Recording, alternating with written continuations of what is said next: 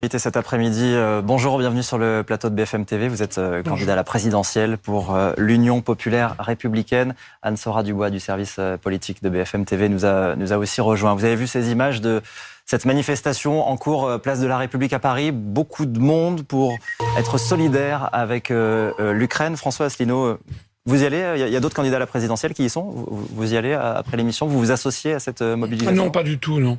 Non, parce que je pense que la politique ne doit pas se faire de façon émotionnelle lorsqu'il s'agit de la guerre et de la paix mondiale. Et donc, bien sûr, les images que l'on montre sont troublantes et on ne peut qu'éprouver de la sympathie par rapport aux gens qui se font tuer. Il y a des gens qui se font tuer dans les deux camps.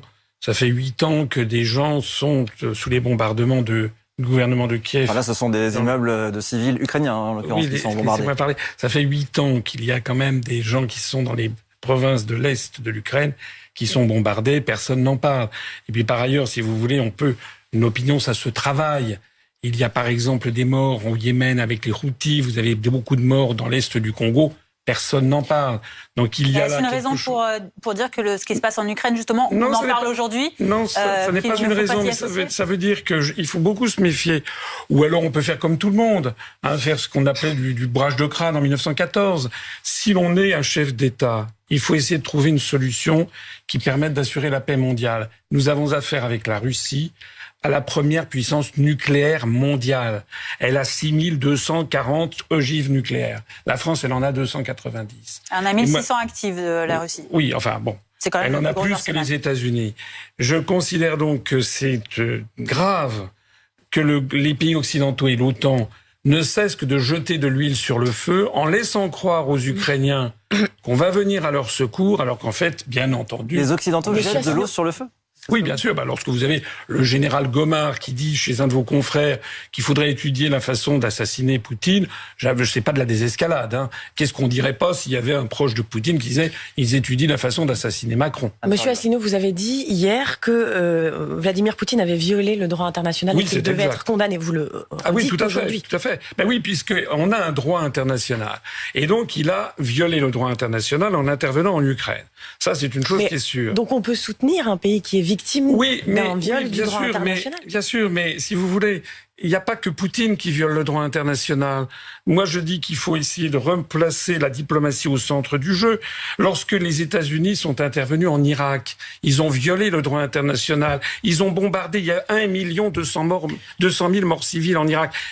Pourquoi il n'y a pas eu ces mobilisations? Pourquoi est-ce qu'on n'a pas eu le même lavage de cerveau? Non, il faut qu'il y ait arrêté avec le 2 poids 2 mesures. On a le sentiment, en disant ça, que vous dédramatisez en quelque sorte. Non, il faut dédiaboliser Vladimir Poutine. Pas du tout. Je suis très inquiet parce que je considère que les élites occidentales, on ne sait pas très bien ce qu'elles veulent, mais elles foncent dans le mur. On a un risque de dérapage militaire très grave, avec notamment cette affaire d'exclusion aérienne, parce que Zelensky demande qu'il y ait une zone d'exclusion aérienne. Vous avez vu que l'OTAN, par le secrétaire général Stoltenberg, a dit qu'il n'en était pas question, sinon il y avait un risque de conflagration mondiale. Ça veut donc bien dire que les pays occidentaux et l'OTAN ne veulent pas entrer en conflit avec la Russie. Et ils le savent d'emblée. Donc on pousse les Ukrainiens en avant, mais on ne vient pas à leur secours. Mais est-ce que c'est une raison pour ne pas les soutenir, pour bombarder par exemple ces populations civiles, ces hôpitaux, comme on les a vus? Je pense que, vous savez ce que disait De Gaulle, en parlant des États-Unis, ils devraient comprendre que leurs meilleurs alliés sont ceux qui savent leur dire non. Les meilleurs alliés des Ukrainiens sont ceux qui devraient leur dire, écoutez, la géopolitique mondiale est telle que l'OTAN ne pourra pas venir à votre secours. Mais monsieur Asselineau, vous qui êtes... Donc il faut, dans ces conditions, il faut trouver un accord de paix. Voilà. Qu'est-ce que vous faites, vous, président, dans 3 semaines, dans 1 mois? Qu'est-ce que vous faites? Eh bien, je lancerai des consultations pour qu'il y ait, par exemple, je ne sais pas, une troïka de médiation où il n'y ait pas que des pays de l'OTAN. Parce que le problème de M. Macron, il a raison, ses efforts sont louables, sauf qu'il est jugé parti puisqu'il fait partie de l'OTAN. Il faudrait avoir recours peut-être au président chinois, peut-être au Premier ministre indien, je ne sais pas, d'autres zones géopolitiques du monde qui essaieraient de bâtir une solution. Et la solution, je vais vous dire, elle ne passera pas par autre chose que par le fait que l'Ukraine devra devenir un pays neutre, sans base militaire. Et l'accord... Monsieur Asselineau, précisément, vous qui êtes attaché à la souveraineté des États, vous dites la France doit sortir de l'OTAN et de l'Union européenne, par exemple. Oui. La France fait bien ce qu'elle veut si elle veut faire ça. Et si son chef d'État la pousse à faire ça, elle fait ce qu'elle veut. Si l'Ukraine, elle veut y rentrer, elle aussi, elle fait bien ce qu'elle veut. L'Ukraine est un pays souverain. Si elle veut rentrer dans l'OTAN et dans l'Union européenne, c'est sa souveraineté que de pousser cette candidature. Oui, je comprends bien. C'est une présentation séduisante pour les gens qui ne connaissent pas bien la géopolitique. Mais en 1962, Cuba était un pays souverain et indépendant. Et lorsqu'il a accueilli les missiles soviétiques de Khrouchtchev, qu'est-ce qu'a dit le président Kennedy? Il a dit, si vous ne les retirez pas, c'est la guerre mondiale, c'est la guerre nucléaire. Pour vous, l'Ukraine n'est pas souveraine aujourd'hui? L'Ukraine, c'est comme... Vous savez, il y a ce beau proverbe cubain qui dit... Si loin de Dieu, si près des États-Unis. L'Ukraine, elle se trouve qu'elle est frontalière avec la Russie. Et madame a rappelé qu'il y a une histoire très longue entre l'Ukraine et la Russie. Mais si elle n'en veut plus aujourd'hui, si elle veut se tourner vers l'Europe, c'est son droit. Est-ce que vous voulez entrer dans une guerre nucléaire avec la Russie? C'est là la question. Je vous parle pas de ça, je vous parle de la souveraineté d'un État. Il y a quelque chose. C'est un État souverain, c'est pas à la France de dire ce que l'Ukraine doit faire. J'ai participé à des débats. On ne m'a jamais répondu à l'affaire de 1962.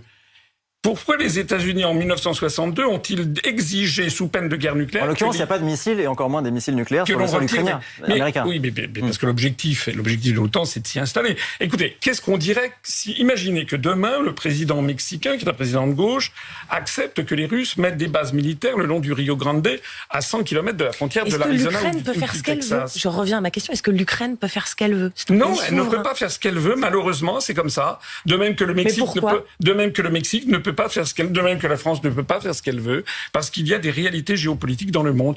Et si on continue comme ça, on va dans une situation qui ne cesse de s'aggraver, qui va d'ailleurs toucher les Français prochainement, puisque vous avez vu l'envolée du prix du blé, du pétrole, du gaz, des métaux, etc., des engrais.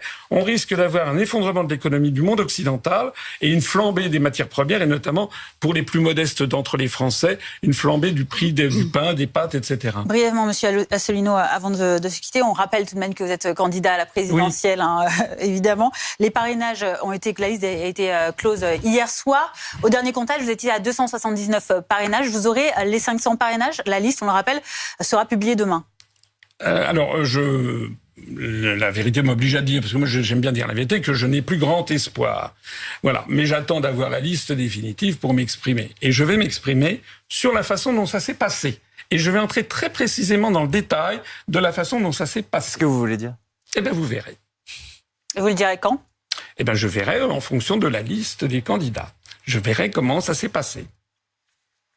Vous ne donnez pas plus d'informations là-dessus? Il faut le système ne vous convient pas?